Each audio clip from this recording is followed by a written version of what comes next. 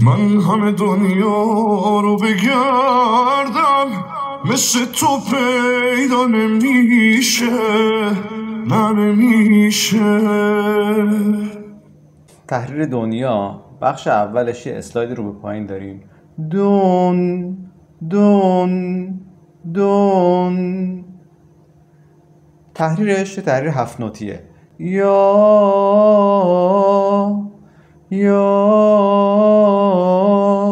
1 2 3 4 5 6 7. یا دنیا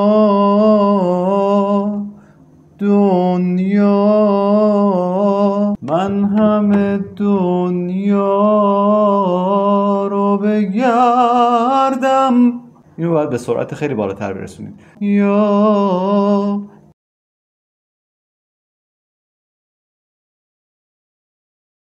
من همه دنیا رو بگردم.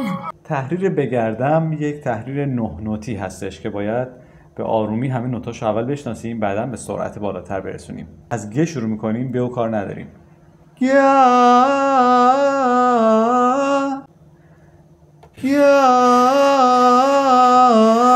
تحریر ادامه‌شو میدیم. اینجا رو دقت کنیم. اینو اول تمرین کنیم.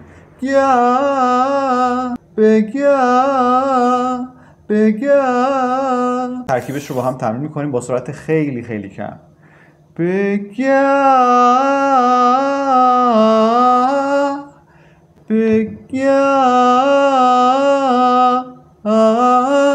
میبره بالا 3 تا نوت رو. بگردم.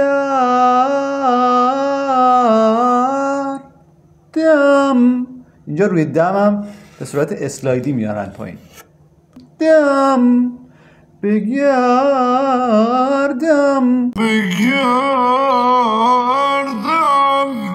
من همه دنیا رو بگردم.